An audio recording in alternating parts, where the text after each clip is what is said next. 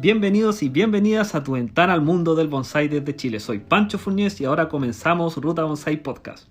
Hoy tenemos un tema genial y un entrevistado genial, pero antes de eso quería recordarles que nos sigan en Spotify y que aprieten la campanita, porque si no, no van a enterarse cuando salga un nuevo episodio y ustedes nos van a seguir, pero nunca se van a enterar de que subimos un nuevo episodio. Así que tienen que hacer eso de la campanita. Y lo otro que quería comentarles es que está la opción de donarnos un café, de manera de nosotros ir mejorando día a día este podcast, la calidad del sonido y otras cositas que vienen en camino. Pero hoy día tenemos el placer de entrevistar a David Maigua. Hola David, ¿cómo estás? Bien, gracias. Bueno, David es... Bueno, muchos lo vieron en la exposición y se sorprendieron de la calidad del trabajo que hace, de las curamas, que es el tema que nos convoca hoy día. Y los que no han tenido el placer de ver todavía el trabajo de David, pueden irse a las redes sociales de la Asociación Chilena Bonsai, o no sé si tú, David, tienes redes sociales donde publicas tu trabajo. Bueno, en realidad mi trabajo está publicado en Behou 2000, en Instagram. Ahí para que lo sigan y queden locos. ¿Ah? Lo único que les puedo decir. Oye, David, y bueno, primero que todo, antes de entrar de lleno al mundo de las curamas, cuéntanos cómo llegaste al bonsai, pues cómo partió esta pasión. Bueno, en realidad, empezó en el año 2003. Mi primer encuentro fue en una exposición que hubo en mi país, una FELAP, un congreso FELAP, que hubo en mi país en el 2003, donde por suerte, bueno, yo creo que realmente fue una de las más grandes virtudes que hay. Conocí al maestro Masahiko Kimura y al maestro Sao. Así comenzó mi historia con los Comenzó bien potente. Así empezó, así de sencilla empezó. Yeah. No lo conocí personalmente porque yo no estaba metido en el mundo del bonsai, sino que un amigo fue a mi casa, vio algunos bonsai y me dijo, mira, yo tengo un amigo que hace bonsai, en estos días me dijo que había una exposición, vamos a acercarnos. Y nos acercamos, y bueno, se trataba nada más y nada menos que de mi maestro, que es Nacho Marín. Y él estaba exponiendo, en esa oportunidad estaba exponiendo sus árboles, que básicamente todos estaban hechos en composiciones. No, en ese momento no habían bonsai como tal. O sea, no se hacían bonsai porque no teníamos el tiempo. Acuérdate que el bonsai es un tema de tiempo. Sí. Entonces, como que se ayudaban un poco con las composiciones de bosques, de penjines. Este tema de las curamas también había. Entonces, claro, mi primer encuentro fue completamente artístico. Yo realmente yo supe lo que era primera rama porque mi maestro me obligó 7 años después de que aprendí a hacer bonsai, o que ya estaba haciendo bonsai. Yeah. Imagínate. Y en ese congreso me acuerdo que estaba el maestro Kimura. No pude verlo completo porque no sabía ni siquiera quién era Kimura. Y sí vi al maestro Sao y me impactó de lleno el trabajo del maestro Sao, que es uno de los pioneros realmente del penjin en China, y me pareció fabuloso. De ahí empezó mi historia. Realmente ahí no paré nunca, pues. No paraste nunca más y tomaste clases con Nacho Marín, por lo que veo.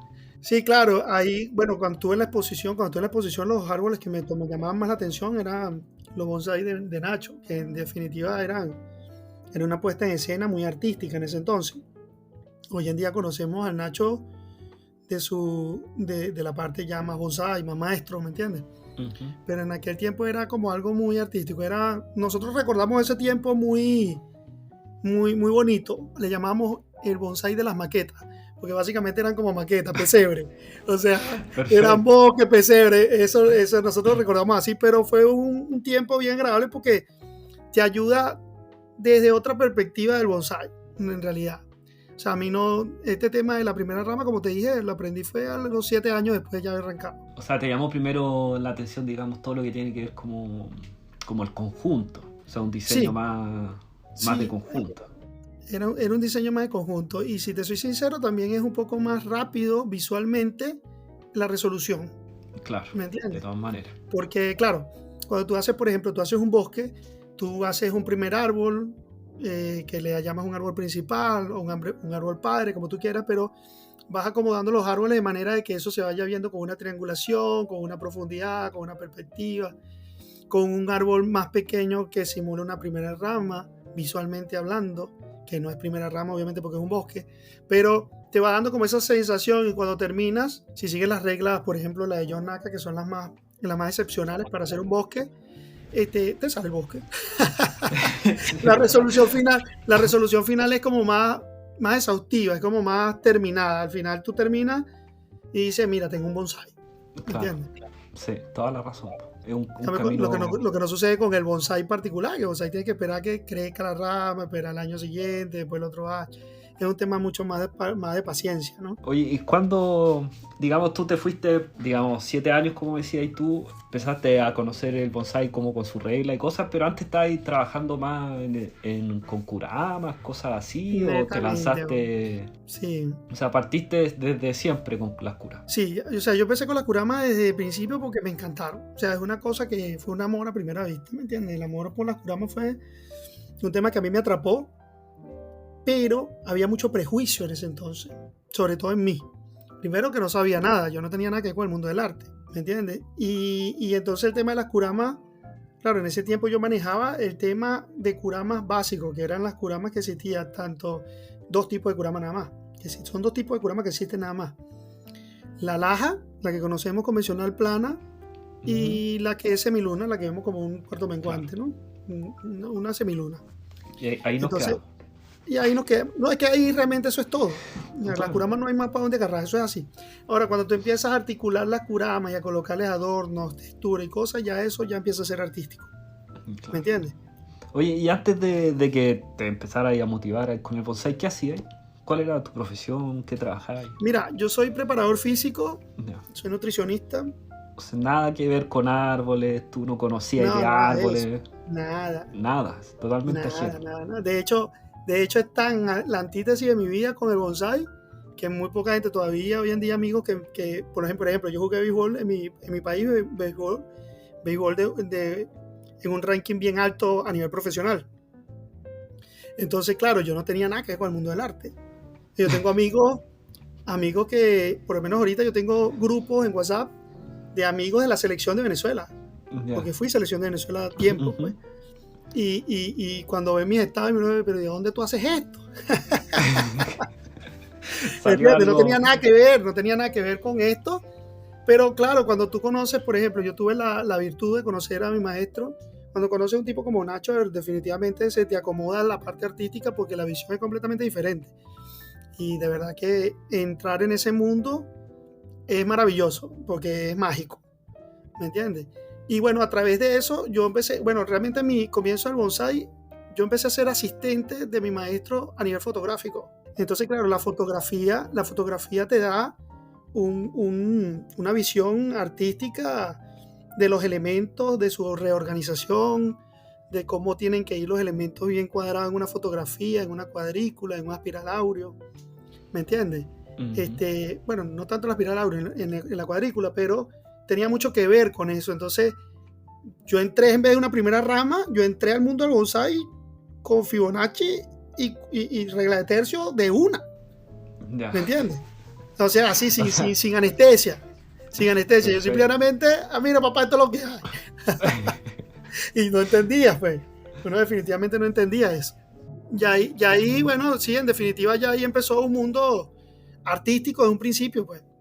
Después con el tiempo, yo había, como te dije, había mucho prejuicio. Habían demasiado prejuicio. Yo desde un principio trataba de articular las kuramas, pero yo decía, bueno, pero esto no es kurama. Esto no es una kurama, la kurama es una semiluna y una lajavi. Cálmate, relájate que tú no puedes salirte de eso. ¿Me entiendes? No me lo permitía. No me lo permitía y me daba mucho miedo, me daba mucho prejuicio, hasta que en el 2010, Francisco, en el 2010 vi la mejor imagen de mi vida, que fue una kurama de la gente de Atelier Bonsai, del maestro Eri, no me acuerdo el apellido de él, no es que no me acuerdo, no lo sé pronunciar. Él se llama Eri Krasnoveski, creo que es. Ellos son de Eslovenia. Y cuando yo vi esa kurama, yo quedé atónito. ¿Me entiendes? Porque yo no me atrevía a ir más allá. ¿Me entiendes? Pero siempre hay alguien que se atreve. Sí, en este caso no era yo. Camino. No era yo, sino que vi la kurama y dije, aquí se vale todo. Ahora entro con todo, dijiste. Aquí se vale todo. Y entonces, claro, mi maestro me decía, pero cálmate, que eso no es así. No, si es así, aquí se vale todo. ¿Me entiendes? Ya. Y ese fue el gran cambio que te animó a hacer lo que... Ahí fue el cambio totalmente, porque yo dije, ahora voy con todo. Yo me dediqué muchos años a la preparación física, pero yo hoy en día no la ejerzo. Ya. Ahorita yo en realidad tengo un taller de retail, una fábrica de muebles, a lo que me dedico acá en Chile, bueno, en Venezuela también. Mi familia es artesana. Yo en Venezuela vivía en un pueblo que es muy conocido por la artesanía y crecí entre clavos y tablas. Yo crecí en definitiva con un mundo artesanal, con un mundo de madera. Entonces, cuando mi papá me traspasó esa carpintería, ya yo tenía mi familia, tenía mis hijos y todo, llegaron unos amigos míos que fueron a Francia y cuando llegaron me dijeron, David, nosotros realmente queremos hacer unos muebles, pero yo sé que tú eres el que no los puede hacer. Y yo, bueno, ¿de qué tratará? Estoy hablando que eso fue muy pegado cuando vi el tema de las curamas por casualidad. No me acuerdo muy bien la época, pero más o menos fue en el 2010, 2011, por ahí. Ya, más o menos se coincidieron los dos eventos. Sí, se coincidieron y resulta ser que era nada más y nada menos que con el Fauxboy. Ahí conocí la otra parte bella de lo que era el mundo de las curamas paradigmas, ¿me entiendes? Uh-huh. El Fauxboy es un arte de la época del arte rococó. Básicamente lo que se simula, se articula el cemento de manera que parezca raíces, madera. Esto existe desde los siglos XVII, XVIII. O sea, cuando tú estabas con el bichito, digamos, de las curamas y de hacer algo distinto, apareció esta opción, esta persona que quería... Unos muebles. Claro, unos muebles. Bueno, los muebles fueron un desastre en realidad. ¿Ya? Un desastre. De hecho, quitaron los muebles, demolieron el sitio y me acuerdo que hicimos un deck de madera y compraron unos muebles con colchones, eso como lo que venden en Sodimac y esas cosas. ¿Ya? Porque esto fue un desastre. Pero bueno, también yo lo había dicho, bueno, yo nunca he hecho esto, vamos a ver cómo pasa. Pero en el momento que buscaba información, veía que la técnica era maravillosa. El problema era llegar a esa técnica. Todo el aprendizaje que tenías que tener. Entonces, claro, tú la articulas de cualquier forma, pero en realidad es madera falsa. La traducción Fauxboy en francés es madera falsa. Entonces, claro, yo llevé eso al tema de la curama y ahí apareció el bijou. El bijou es la curama esta, que es una antorcha que yo hago que parece una enredadera. ¿Me entiendes? De ahí viene eso. De ahí fue que salió la idea y nació eso un día entregándome y haciéndolo, pues. Y siempre, ¿y cómo fue el cambio? Porque tú hacías esto, digamos, partiste allá en Venezuela haciendo estas curamas con toda esta forma y cosas, y después tuviste que venir a Chile. ¿Cómo fue ese cambio? Porque acá en Chile estamos aún más en pañales en lo que a bonsái se refiere que allá, pues. No sé cómo fue. Mira, yo hoy en día, con lo que se vio en archivo, con lo que se está empezando a ver, yo no sé si están en pañales. Ya. Bueno, ahora, pero cuando llegaste tú... No, sí, claro. Sí, pues. Claro. Bueno, gracias por incluirme también en esa formación que está teniendo Chile. Pero el tema es que en realidad, mira, lo que pasa es que también Venezuela tenía como un bajón también por el tema que ya todos conocemos y que no vamos a explicar aquí. Sí, pues. Sí. Entonces, claro, obviamente mucha gente ha emigrado, el talento se ha ido muchísimo. Yo tengo amigos en todas partes haciendo bonsái que son maravillosos haciendo bonsái. ¿Me entiendes? Y así en todos los rubros. En todos los rubros Venezuela se quedó prácticamente sola. Sigue el arte, sigue el mundo del bonsái, pero claro, con una baja que se nota, pues. Ahora, sí, bueno. Cuando yo llegué acá, realmente yo creo que fue uno de los episodios más terribles de mi vida. Sin duda fue uno de los más terribles, porque, bueno, dejé mis plantas y casi todas eran bonsái. Para que tú veas que yo no tenía mucho trabajo de Kurami, de Fauxboy montado, así como lo que ustedes vieron en la puesta que se hizo en archivo. Yo no tenía tantos así, en realidad no tenía mucho. Tenía más bonsái, porque como yo empecé con bonsái, ya esos árboles ya tenían una madurez increíble, ya eran árboles que habían tomado una presencia visual maravillosa, ¿me entiendes? Que te lo da el tiempo, ¿me entiendes? Ya con el tiempo no puedes luchar contra eso. ¿Y esos árboles siguen allá o...? No, esos árboles murieron casi todos. Chuta. Y los que se salvaron, que fueron 5, los fue a buscar mi maestro y unos amigos. Y hoy en día reposan en la escuela hay como 3 árboles que están en el poder de mi maestro, que no son míos, son de él. Yo se los regalé, porque es que se estaban muriendo, ¿me entiendes? Eso te iba a decir, porque si no había otra opción, si no se perdían esos árboles. Sí, tú sabes que yo tengo como una especie de cosa rara, yo no sé si es psicológico con el tema del bonsai, y yo no soy pegado con los árboles, chamo. No, pero mira. Para nada. O sea, yo soy una cosa que soy despegado de los árboles. O sea, yo tengo un árbol aquí, lo hago, papá, y llévatelo. O sea, de verdad que tengo esa facilidad, no tengo ni un poquito de apego con los árboles. Entonces yo realmente no tengo eso. El peor capítulo de todo esto, que fue cuando sentí un poquito de apego fuerte, eso fue el 17 de octubre del 2017 a las 4 de la mañana. Nosotros nos teníamos que levantar, mi familia y yo teníamos que levantarnos para tomar un taxi que nos iba a llevar a la frontera de Venezuela para podernos sacar, porque Venezuela es un desastre. Ya. Y me fui con mis hijos, con una maleta, como se van todos los migrantes, dejando toda tu vida atrás, convertida y puesta en una maleta. Tu casa, tu carro, tu vida, todo en una maleta. Y yo me acuerdo que yo subí, cargamos la maleta y yo subí a la terraza. Imagínate tú, a despedirme de los árboles. Imagínate tú la sensación y la sensibilidad que uno tiene con los árboles, ¿no? Sí, pues. A despedirme de los árboles. Y esa escena siempre se me quedó grabada. Cuando cerré la puerta que vi los árboles, es una escena que siempre tengo porque no los iba a ver más. Y algo que todavía se me pone la piel de gallina. O sea, yo cerré la puerta y dije, hasta aquí fue, pues, ya no los veo más. ¿Y será por eso que ya no eres tan apegado a los árboles? Yo creo que también, ¿no? Yo creo que pues eso tuvo mucho que ver. Es como un mecanismo de defensa. Puede ser, sí. Y así pasa muchas veces también con las relaciones. ¿Ah? O sea, realmente a nosotros no nos pertenece nada, es la verdad. No, pues en realidad. Oye, pero fuerte igual es estar en ese minuto ahí viendo por última vez los árboles. Oye, y bueno, volviendo al tema de las curamas. Yo sé que ¿qué materiales se usan? ¿Es cemento con...? Porque tiene que tener cierta firmeza, me imagino que serán algunos fierros especiales. Mira. Porque, bueno, las que yo vi en la exposición ahí con sus curvas locas y vueltas, no es puro cemento, pues se romperían, ¿no? Es puro cemento. Es más, te voy a decir, ¿y por qué tiene que ser puro cemento? Dale. Hace como un año, una cosa así, probamos con un prototipo de Kliken, que es el yeso, pero no es el yeso tan puro como lo venden en la ferretería, ¿me entiendes? Uh-huh. Pero al final es yeso.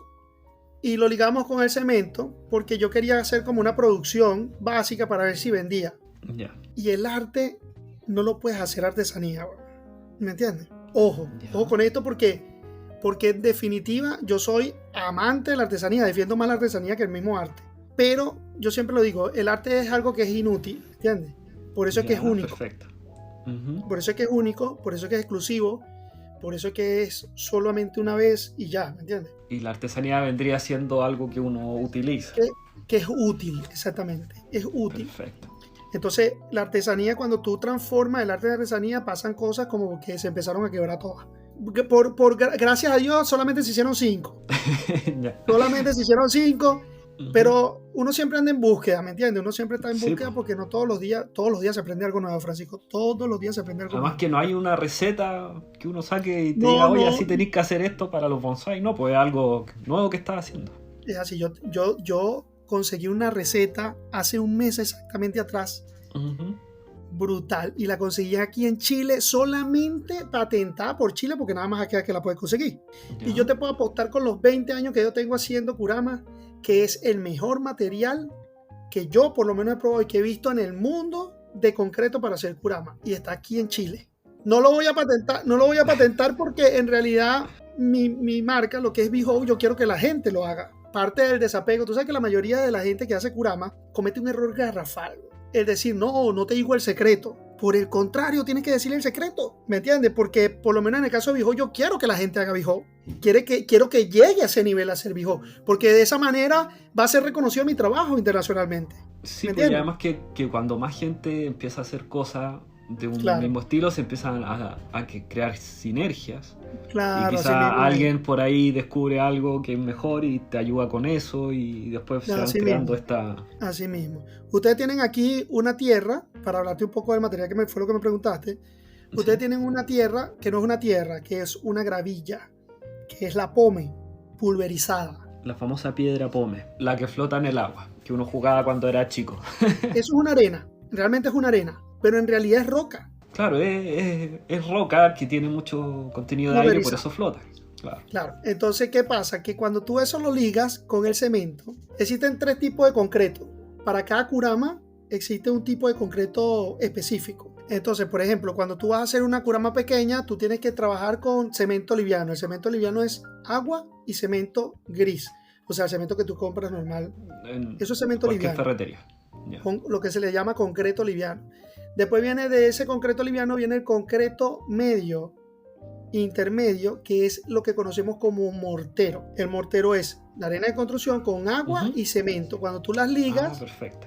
Eso se le llama mortero. Y después viene el más duro de todo, que es el concreto hormigón. Claro, que es la liga de arena con piedra, con agua, con cemento. Entonces, el hormigón, cuando tú lo llevas a una kurama como el Foxboy, por ejemplo, es difícil poder hacer una kurama en hormigón, porque las rocas no te van a permitir doblar, te va a engrosar mucho el cemento, el espesor va a pesar de la más. kurama.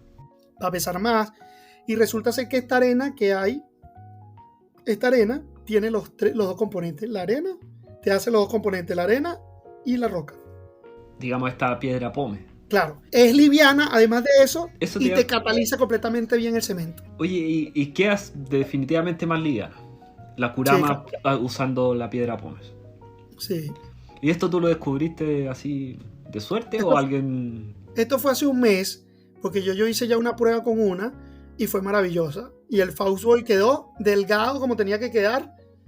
Y la consistencia, bueno, ya uno reconoce la consistencia de la kurama apenas la toca, ¿me entiendes? Me imagino. Yo la toco y ya yo digo, ya, esta kurama está perfecta, ¿me entiendes? Como de repente la puedo tocar así, le hago como, ¿sabes? Como golpearla y ya yo sé, no, esta kurama quedó mal, ¿me entiendes? Bueno, ya tú sabes que se te va a quebrar. Son varias cosas que tienen que pasar para eso, porque tienes que ver el tiempo de secado, el fraguado, a qué tiempo lo dejaste y a qué temperatura lo dejaste, porque eso influye muchísimo. Sí, claro.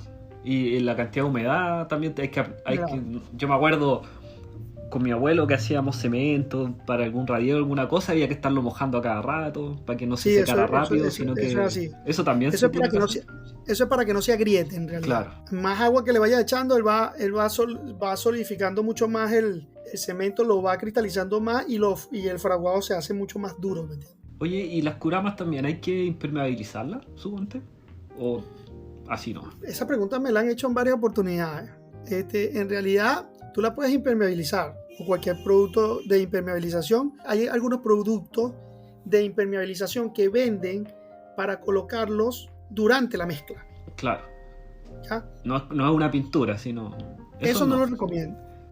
No lo recomiendo porque una de las cosas que estoy 100% seguro que pasa con el concreto es que cuando tú le pones algún tipo de aditivo se debilita. Cualquier aditivo que tú le pongas se debilita. Lo más puro, mejor. Ni que sea de la misma marca, se debilita. Yeah. Entonces, la impermeabilización que vayas a hacer, siempre tienes que hacerla después. O sea, una vez que ya está seco, tú agarraste una brocha y impermeabilizaste. Yo uso muchísimo la cola. Voy impermeabilizando con cola. Con cola fría. Sí, yo habría pensado que era al revés, ¿eh? Que claro, que uno en la mezcla no producía problemas y si uno lo pintaba producía, pero al revés. No, mientras el cemento esté lo más virgen posible, va a tener mucho más fortaleza. Hay una mezcla que yo usaba en Venezuela mucho, que era espectacular. O sea, te quedaba más fuerte que el yeso, pero la mezcla era fabulosa, te quedaba como una plastilina. En realidad era como una plastilina.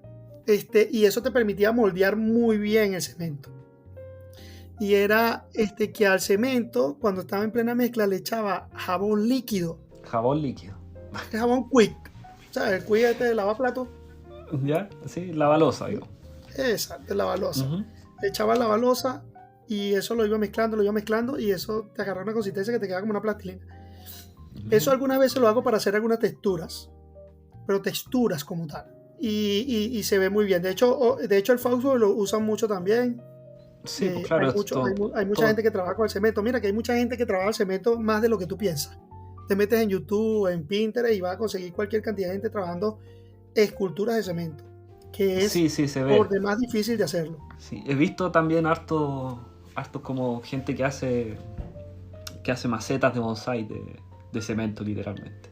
Eso en algún Sí, minuto claro. estuvo bien de moda, Claro. pero claro. Bueno, también porque también existía un tema de que no había una escasez también de productos aquí de maceta y la gente se la tenía que arreglar como fuera, perdón. Sí, Entonces, obviamente, si tú no tenías una maceta grande, ¿me entiendes? Te tocaba hacerla a ti, pues. sí, eso nos pasó también acá en Chile, que no, o sea, no sé si hacerla, pero al menos algunos intentamos hacer algo con cemento y no nos fue tan bien, la verdad. Por lo menos en mi caso, ¿no?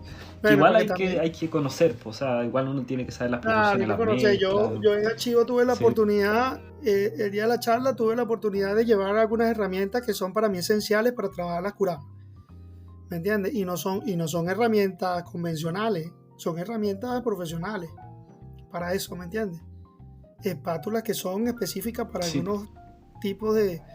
Y son herramientas que uno tiene que ir adquiriendo poco a poco y que si no fabricándolas y también tú probando estás viendo, oye, me hace falta aquí algo, te vas a un tornero o tú mismo con el y haces la herramienta, ¿me entiendes?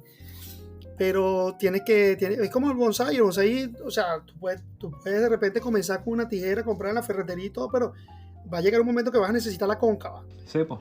Sí, tiene, cada trabajo específico necesita una herramienta específica, pues. Tiene una herramienta específica. Mira, hay Sí. una historia, se la voy a recomendar para que la vea. La historia del takumi. A los artesanos japoneses se le llaman takumi.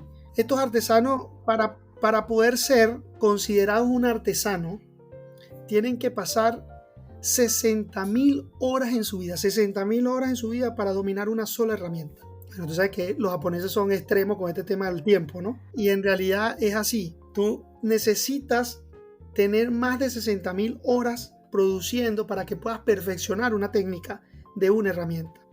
Harto tiempo. Sí, mucho tiempo. Hay muchas historias y documentales sobre Takumi en YouTube. Yo les recomiendo que vean una. Y ahí va un poco también con el tema de la artesanía y el arte, ¿sabes?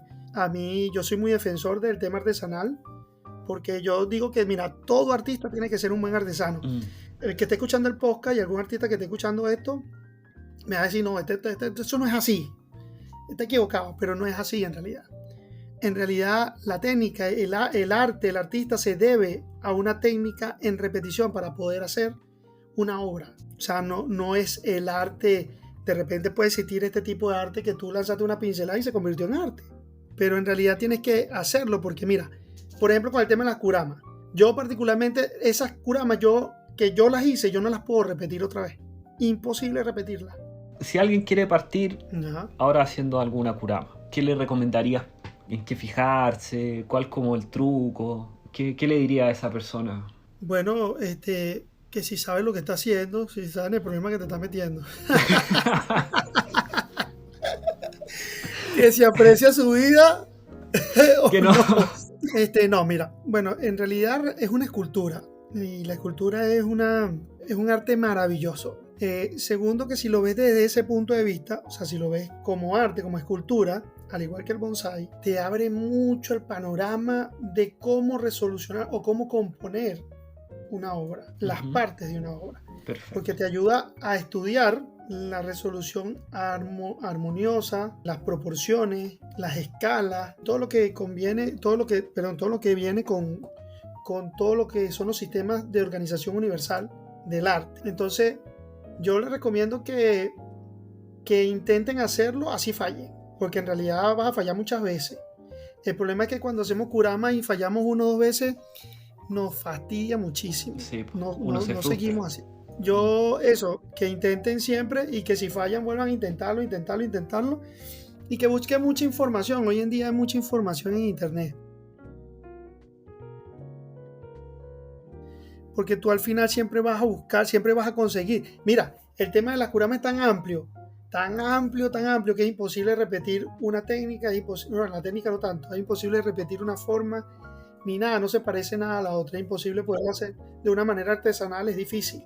Sí, pues cada una de las kuramas es distinta, no puede hacer, digamos, 2 iguales. No puedes hacerlo. Y eso le da también su encanto, pues. Claro, el Sí, encanto pues. es que es netamente un arte, es una Sí, escultura artística, Ujú. 100%. Vuelvo y te repito, no es una parte artesanal, que ojo, veo muy bien el tema artesanal, amo la artesanía, siempre la pongo por encima del arte, porque la artesanía es como el sinónimo de la disciplina, ¿me entiendes? Ya. De la constancia Ujú. y de la perfección. Claro, porque si uno está haciendo siempre una misma labor, llega hasta la Claro, perfección. claro. El arte ya es sinónimo de libertad, ¿me entiendes? De creación, de innovación, de exclusividad, ¿me entiendes? Ujú. Yo de todas esas me quedo con la libertad, porque en Claro. realidad siento que ponerme parámetros, y esto es algo muy importante en el mundo del bonsai, y esto lo va a escuchar gente del bonsai. En el mundo del bonsai existe un tema terrible, siempre ha existido, no es ahorita, un tema terrible de ponerle títulos al tema del bonsai cuando no lo es. Les guste o no, es un arte. Sí, po. Le guste que no le guste, el maestro más maestro japonés que tú quieras, europeo, latinoamericano, que quiera centrar o cerrar el arte, el bonsai, en una maraña de reglas, está mal, está muy equivocado. En realidad no hay forma, y el arte por naturaleza cada cierto tiempo se refresca y evoluciona. Es Sí. imposible pararlo, tiene que mantenerse en movimiento. Y el bonsai por naturaleza ya es arte, porque cada árbol es diferente al otro, ¿entiendes? Entonces, querer encerrarlo es un problema. Yo, para cerrar la pregunta, todos aquellos aprendan todas las técnicas que tengan que aprender, que las aprendan muy bien, porque son muy ricas y tienes que tener el propósito, y además de eso tienes que tener la validación de que estás haciendo las cosas bien en el momento. Pero después de todas ellas, agárralas y bótalas. Bótalas. O sea, no es que no te sirven de nada. Mira, hay un proverbio budista que dice, cuando el discípulo le pregunta a Buda, ya terminó mi ordenación, pues ya terminó mis estudios contigo, y le digo, bueno, me parece buenísimo y te felicito, pero la próxima vez que me veas, córtame la cabeza, mátame. Buda se lo dice a uno de sus discípulos. Y es así, o sea, realmente uno debe matar al maestro. Claro, Así. para poder innovar, si no se queda pegado. Tienes que matarlo, tienes que salir de ahí. ¿Me entiendes? Con todo el mejor sentido del mundo, porque obviamente te debes a la enseñanza de ese maestro, fue el que te enseñó, lo quieres como un padre, pero en definitiva tienes que salir de ahí. Sí, tienes toda la razón. Pues, para darle pie a la innovación hay que hacer Claro. esos pasos. Sí, pues. Sí. Oye, y antes de despedirte, quería como comentar dos noticias o dos actividades que se están haciendo en el mundo del bonsai ahora, por si tú no las conoces y nuestro audio escuchas todavía no. Uno es que es Bonsai al Día, que hace FELAP, que son pequeñas entrevistas, bueno, no tan pequeñas, que se puede uno conectar por Zoom, así que son interactivas, y la hace todas las semanas prácticamente. La semana pasada estuvo Martín Díaz hablando de su experiencia en Japón. Sí, buenísimo. Sí. Y estuvo también Juan Andrade hablando específicamente del trasplante de las bugambilias. Así que son temáticas así bien interesantes, sobre todo para los que están partiendo, que se quieran meter ahí a conocer, capaz que tú luego de alguna charla ahí de Kuramas también, en ese Bonsai al Día se llama. Y el otro dato que quería darles también a los que están partiendo, que Futago Bonsai, que es el vivero de Pedro Morales, hace transmisión en vivo todos los martes sobre trabajo, se ponen a trabajar y él va explicando cómo trabaja y todo, así que para los que están partiendo en el mundo del bonsai y quieren como seguir algo, les dejo esas dos opciones. Entonces, que a mí me parece maravilloso que todos estos maestros, Pedro particularmente fue una de mis primeras referencias que vi afuera internacionalmente. Él no me conoce a mí, yo tampoco lo conozco personalmente, o bueno, a lo mejor conoce mi trabajo seguramente, pero verlos todavía tan llenos de, ¿sabes? Vi a la maestra Milagros Rauder, que para mí ha sido una maestra fundamental en Venezuela, y verlos todavía. ¿Tú sabías que ellos son los fundadores de todo esto en Latinoamérica? Pedro, Milagros, sí, claro. Verlos todavía en este tema tan fogosos y tan activos, a mí me llena tan... Sí, ¿no? Y son súper... sí. ¿Cómo se llama? Como cordiales para entregar el conocimiento, no son apretados. Sí, yo conocí a Pedro hace 20 años, cuando hicimos la primera exposición en Archivo, él vino. Y yo tenía 18, 19 años, así que no, súper buena onda. Me acuerdo me regaló unos libros. No, era muy, muy, muy, muy buena onda. Y siempre lo sigo, así que no, y explica súper bien y siempre está súper metido en la cuestión de los bonsai en toda Latinoamérica. Así que bueno, David, muchas gracias por la entrevista, por darte el tiempo para hablar acá y contarnos un poco de tu experiencia y todo. No sé si quieres decirle algo más a nuestro público. No, gracias a ti por el detalle. Gracias a ustedes, a Chivo, por la invitación de la semana pasada. De verdad que fue maravilloso. Yo no sé si yo te había dicho, pero es la primera vez que yo expongo mi trabajo en 20 años. Mira, ¿viste? Fue la primera vez que expuse mi trabajo en 20 años. Qué bueno que fue en archivo, ¿no? Y sí. La cantidad de comentarios sobre tu trabajo, de hecho yo lo expresé en el podcast, hace 2 podcasts atrás, porque me llegaron muchos comentarios de como la revelación del encuentro. O sea, todos me preguntaban quién era, cómo lo hacía, y después cuando tuviste tu charla también pudiste ver que había un montón de gente y muchos me preguntaron cuándo era específicamente tu charla. Así que no, gracias por participar en la expo, le diste un plus. Y siempre yo dejo abierto mi taller. Mi taller siempre está abierto para cualquiera. O sea, de verdad, Francisco, yo te lo digo así y no es un tema que no suene populista porque la gente que me conoce, que de verdad me conoce, sabe que yo soy así, pues. En realidad, mi taller está abierto para quien sea, el que quiera ir, tocar la puerta un día sin preguntar, va y yo le digo lo que quiera. O sea, siempre he sido así, ¿me entiendes? Porque la importancia, bueno, también hay un tema propio, pues. Yo también quiero que crezca el tema de Behold, ¿me entiendes? Uh-huh. Pero siempre estoy abierto a cualquier cosa que quiera y el que quiera incursionar por su lado, su forma de expresarse, porque te repito, y esto es importante que lo diga, lo que yo hago no es bonsai, ¿entiendes? Eso yo siempre lo dejo clarísimo. Lo que yo hago no es bonsai, es una expresión artística que viene del bonsai y donde el bonsai forma parte. Puede ser que forme protagonismo o no, ¿entiendes? Porque está la escultura y ella como de la mano en un todo. Pero en realidad no es bonsai. Ahora, lo que sí digo es que para hacer lo que hace Behold, lo que hago yo, sí o sí tienes que aprender a hacer bonsai. Claro. Eso sí lo tienes que tener clarísimo, ¿no? A mí me da risa porque mucha gente lo dice, incluso hay muchos maestros por ahí en Latinoamérica que muchas veces no lo dicen de buena intención, ¿no? Con respecto al tema de que no, pero es que eso no es bonsai.